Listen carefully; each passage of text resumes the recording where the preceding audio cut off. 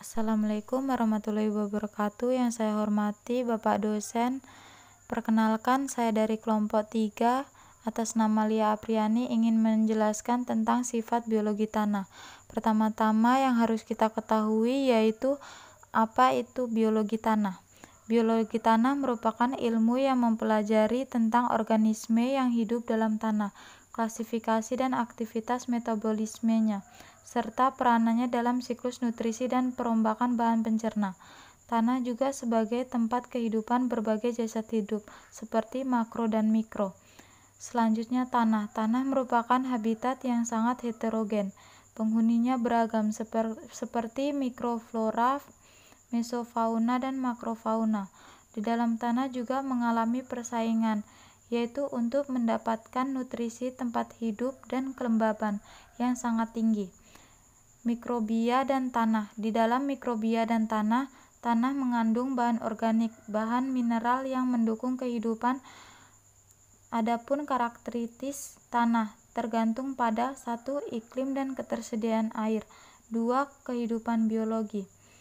Adapun peranan mikrobia dalam pembentukan agregat, yaitu seperti pasir, debu, dan lempung saling berikatan karena bahan anorganik yang terendapkan serta mikrobia yang berperan sebagai pengikat atau perekat.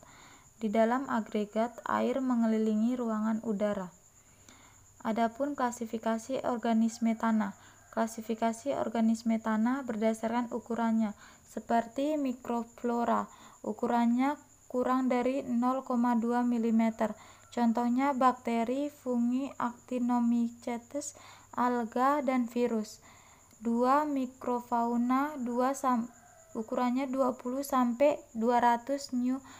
Contohnya Axeoprotozoa.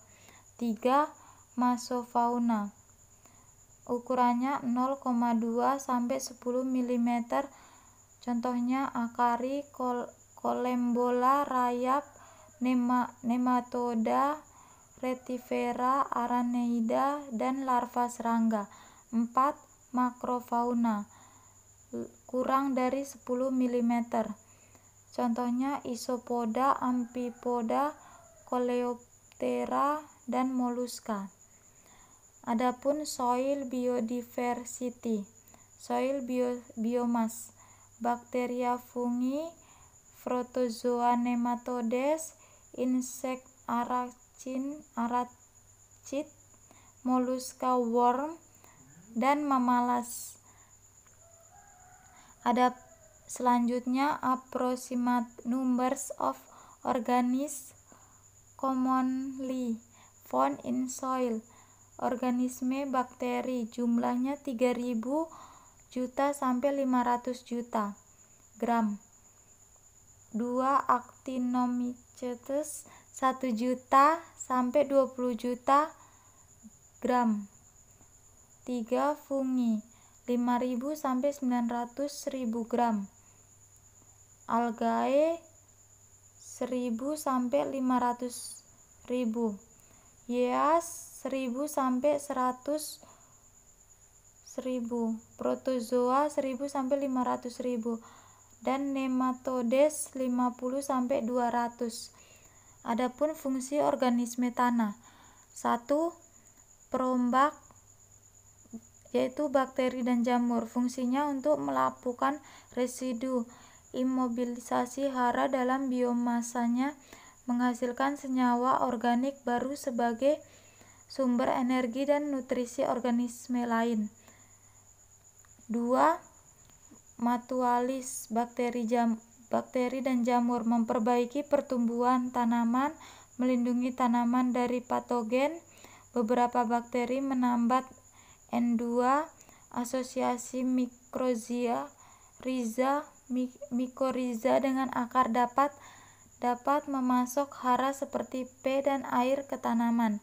3. Patogen, menyebabkan penyakit, memakan akar dan bagian lain tanaman. Parasit pada nematode atau insekta termasuk organisme penyebab penyakit. 5. Pemakan akar, nematoda, memakan akar tanaman, menurunkan hasil tanaman. 6.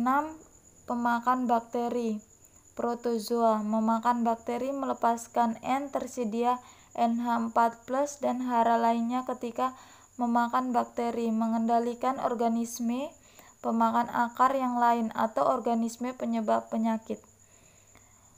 Adapun nematodes microscopic non-segmented roundworm found in all habitat of overall and found free living and parasite. 7. Penggerak cacing tanah, melakukan residu dan memperbaiki struktur tanah, menggerakkan serasa tanaman ketika memakan bakteri dan jamur, menyediakan habitat untuk bakteri dalam kotorannya, memperbaiki struktur tanah karena menghasilkan kotoran dan menggali tanah. Sekian dari saya, terima kasih. Assalamualaikum warahmatullahi wabarakatuh.